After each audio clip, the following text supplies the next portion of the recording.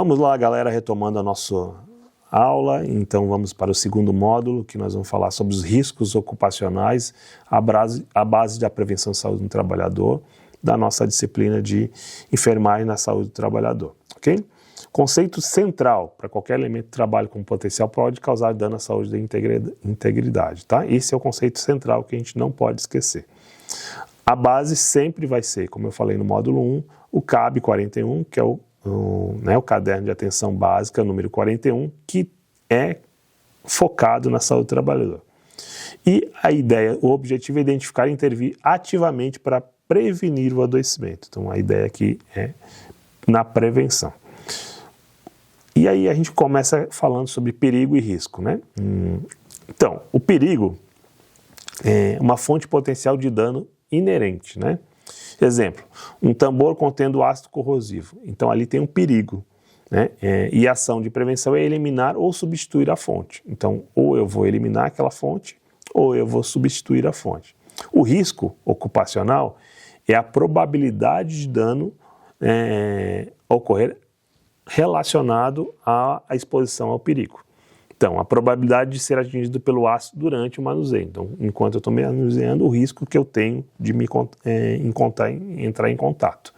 E aí a nossa ação preventiva é o C, reduzir a exposição a níveis aceitáveis. Então, a ideia é essa, entenderam? Perigo, fator de risco. Risco é ocupacional, é a probabilidade do dano a partir de uma situação de risco. Tá? Ficou claro, gente? Vamos para continuando então. A classificação geral de risco se dá por quê? Riscos físicos e riscos químicos, tá? Aí tem os riscos biológicos e os riscos ergonômicos. Então nós temos 4 tipos de riscos dentro da Política Nacional de Saúde do Trabalhador. Então, e aí quais são? Vamos falar um de cada vez para a gente entender melhor. Vamos lá. Os riscos físicos, né, ele está relacionado ao quê? Que aí dentro lá do protocolo ele vai estar com uma cor, cada um tem uma cor. Riscos físicos é a cor verde, que está relacionado a ruído, a calor, a vibração, tá? E os principais agravos vão estar relacionados à perda de audição, ao estresse, nessas relações mais diretas, ok? Os riscos químicos são os vermelhos. Tá? E aí o vermelho ele vai estar falando do quê? De poeiras, gases, agrotóxicos. Então a gente vai ver muito isso principalmente numa área mais rural. E aí os principais agravos são intoxicações e pneumococioses, né? E vamos lá para os riscos agora biológicos e riscos ergonômicos.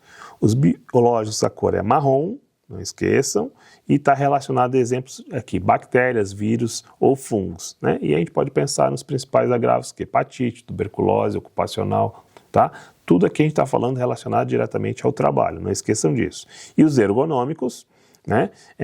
O amarelo, que é a postura inadequada, então a postura, né? E aí vai estar ligado a algumas lombalgias, a Ler e Dort, né? Que é lesão por esforço repetitivo ou doença osteomuscular, né? E tem mais um que é os acidentes, que esse vai ser a cor azul, tá? Que são as máquinas de proteção, a eletricidade, arranjo físico, coisas que vão ocasionar o quê? Fraturas, traumatismos e óbitos muitas vezes, ok? Qual é o imperativo da atenção primária em saúde para os riscos? Então, primeiro, conhecimento de território, então mapear as atividades ergonômicas na minha área adscrita, tanto formal quanto informal. Tá? A vigilância ativa, então quando a gente fala de vigilância ativa é não esperar que a doença aconteça, que aconteça o risco.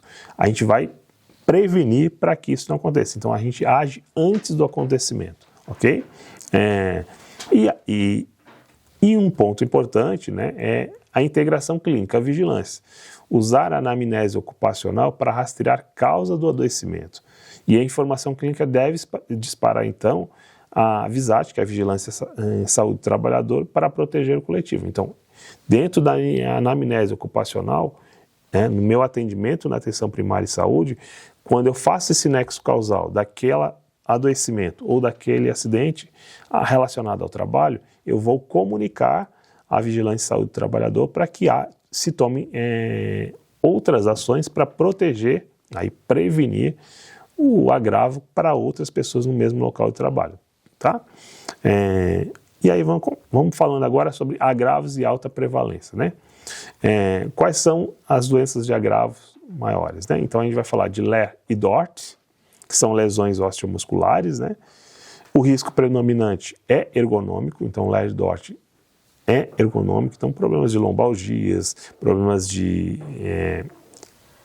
nas mãos, principalmente, a gente vai ver muito quem trabalha com teclados, né, quem digita muito, ou quem fica muito tempo sentado, problemas de coluna, essas características.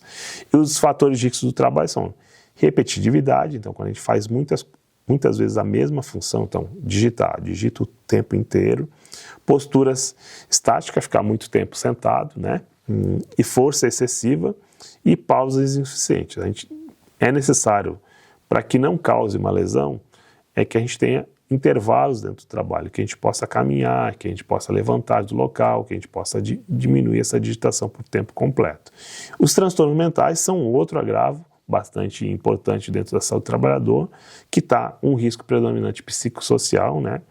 Que aí a gente pode, fatores de risco pode ser o assédio moral, pode ser sobrecarga de trabalho, né? Pode ausência de autonomia e a própria síndrome de Burnout, né? Ou burnout, que é uma... O que é a síndrome de burnout, né? E ela vai estar relacionada a um processo depressivo ocasionado pelas condições de trabalho ou pelo relacionamento direto ao trabalho, tá? Outras doenças de agravo, né? A questão da perda de audição, né? Que é um risco predominante físico e principalmente para quem trabalha em locais com ruídos intenso e contínuo. Ele não precisa ser alto, mas aquele ruído. Então, nós na área de saúde, que trabalhamos em UTI, aquele barulhinho do apito direto dentro da UTI, ele é um fator de risco às doenças ocasionadas por perda de audição, tá? Asma, né, doenças respiratórias em si, principalmente por uma relacional mais, um fator de risco químico, né? Então, inalação de poeiras, gases, irritantes, então pessoas que trabalham com gesso, que ficam aspirando aquele pó, né, podem ter esse risco. Câncer ou intoxicação é um outro agravo, né, que é uma relacionada a químico também. Exposição a agentes cancerígenos, né, benzeno ou agrotóxicos também pode ocasionar. E acidentes de trabalho, que vai estar relacionado, né, à questão acidentes, né? Então, máquinas sem proteção, falha em controles, né, que podem ocasionar os riscos para isso, tá? Então, a ação da PS é o quê? Rastreamento dos grupos expostos, né, à emissão da CAT, que é a comunicação de acidente de trabalho, como o evento sentinela. Então, sempre que eu relaciono o nexo causal de um acidente de trabalho, eu tenho que abrir a CAT, tá? Então, que essa comunicação de acidente de trabalho, que ela vai gerar um dado epidemiológico e a partir disso a vigilância de saúde em saúde do trabalhador, a VISAT vai propor estratégias, né, de melhoria e proteção de acidentes naquele local de trabalho, tá? Qual é o papel central do enfermeiro na APS trabalhando? Primeiro, vigilância no território. Segundo, acolhimento qualificado dessa pessoa, né? Articulação com o Sereste, então fazer esse apoio matricial e a vigilância ambiental, né? Relacionando direto, fazer esse contato direto, articulando essa rede e a promoção e educação em saúde do trabalhador. Qual é a conclusão desse módulo, então, que a gente vai ter, né? E desafios atuais? Primeiro, construindo ambientes de trabalho saudáveis, a gente precisa trabalhar na construção de ambientes saudáveis. A intervenção nos riscos é fundamental para cumprir o papel constitucional da redução dos riscos inerentes ao trabalho, tá? E quais são os desafios? Primeiro, como a gente já falou antes, há alto índice de subnotificação, pela falta de, muitas vezes, de avaliação do profissional de saúde no seu atendimento, a relação direta com aquele adoecimento ou aquele acidente ao trabalho, que a gente chama de nexo causal, tá? O crescimento da informalidade e a precarização do trabalho também geram um impacto no processo de adoecimento por relação ao trabalho, a baixa integração entre os serviços E os novos riscos do teletrabalho, a intensificação da produção. Então, hoje, com o modelo atual de muitas pessoas trabalharem em casa, né, ou pela online, né, faz que também algumas doenças como